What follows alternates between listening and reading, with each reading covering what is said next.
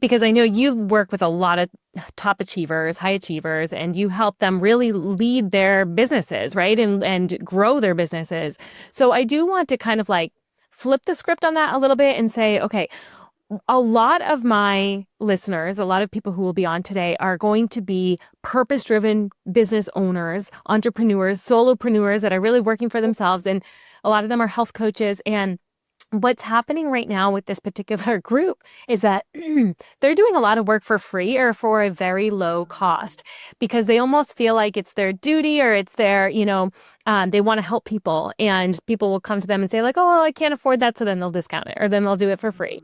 And so I've gotten some questions lately to say, how do I charge for my services? Like, how do I lead with authority in the things that I do love to do to help people, but at the same time feel comfortable with charging for my services?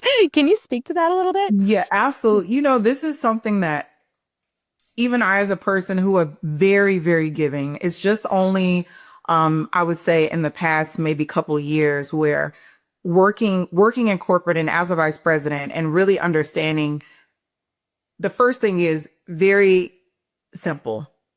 If you are not charging, how are you going to keep your lights on? Right? If you're not putting your prices in a place where it will allow you to be able to live the life that you want, then we're messing up somewhere, right? At the end of the day, and the one thing that I did really appreciate about being in corporate was like money it doesn't care whether, you want to be nice or not nice, whether you just want to give back or not give back. Like money is money. And money allows you to be able to do the things you need to do to continue to serve the customers that you're serving. So the reason I say that is because maybe there is a group of people that, you could never see yourself charging whatever your full rate is, right? But the thing about if you don't get the clients who will pay your prices, you're going to be very limited in the time and the resources and the energy that you can contribute to that group that you actually want to help. So I'll give you an example. I have a very specific rate for my services, whether that's with the coaching or if it's just these one-offs, right? But there is a group, there's early careers and people who are on their climb that I know that cannot afford to work with me. So do I say then, Val, well, too bad you just can't work with me? Or do I say, well, I can't really focus on, my more exclusive clients like you, Val. I can't really focus on you. I really got to focus over here on them. And so I'm missing out because now I can't pay my bills. I can't do what I need to do to support my business because I'm only focused on this group. But there is this world where I put my prices in a place where people that can afford it will purchase it. They won't even think twice about it because they are not paying for you. They're not looking at, well, what am I getting for this? The people who are actually going to pay my prices are looking at what is the transformation I'm going to get when I come into contact with you. The more of those types of mindsets that I can get, the more I can use those resources to help the group, that, I actually want to help. So that's one way of looking at it.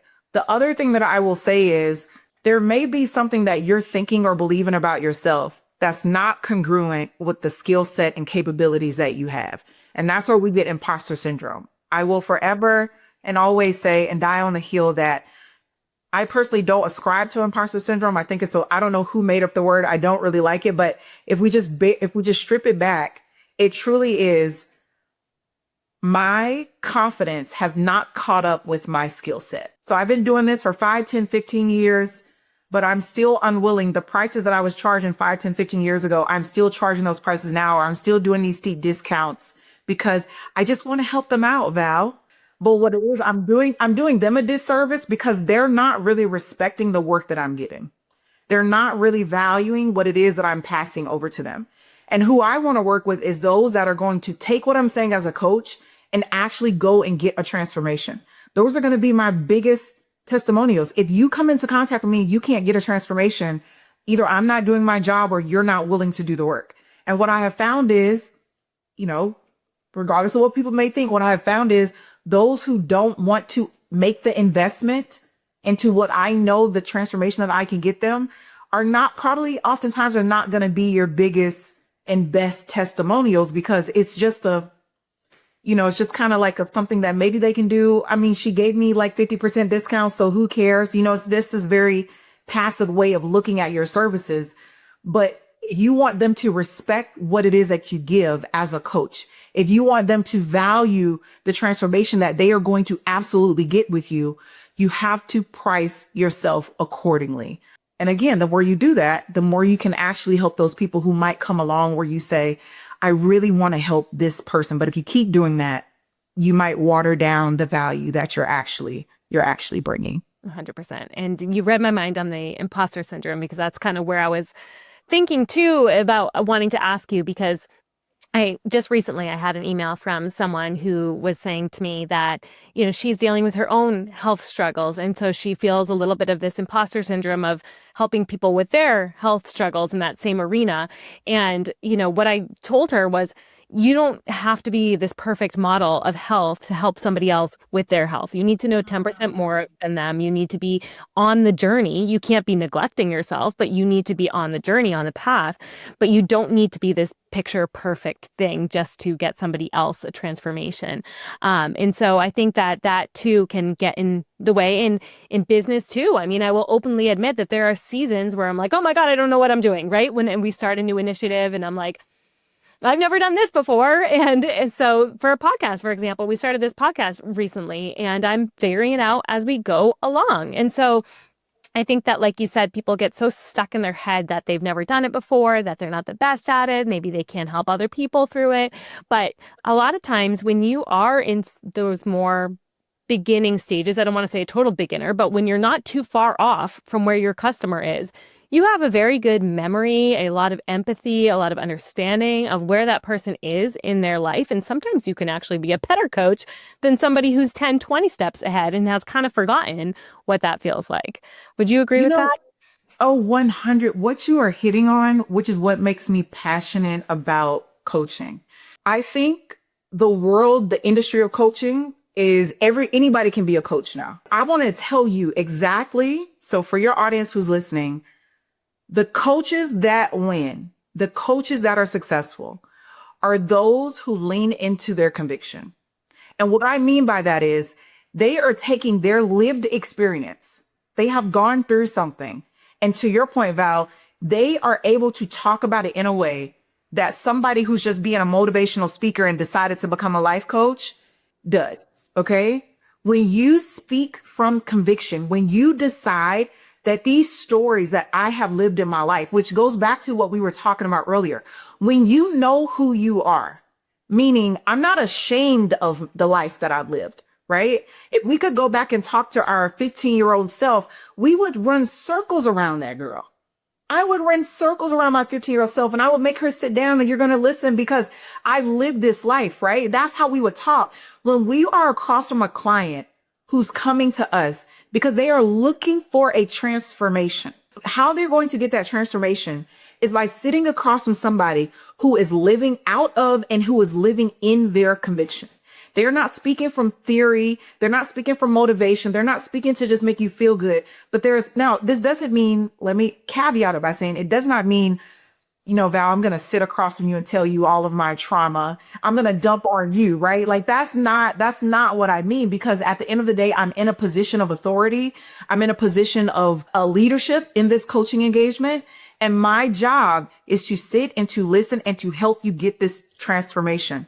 But the coaches that I know that are successful, which is why I can say, Val, you are successful. I'm successful in doing this coaching, in our coaching space, is because we are not afraid to speak from conviction. I have a story, and how do I use that story? Because I just heard some things that, maybe I was stuck in a particular place with my health as your particular one of your coaches, or maybe I was able to get over a particular hump and, it might have taken me a year. But those types of things that we lean into, we're able to help that person because we have walked that life.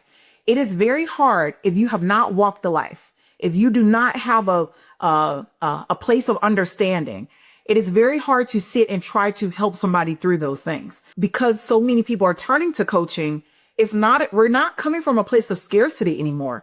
We can come from a place of abundance and say, you know what?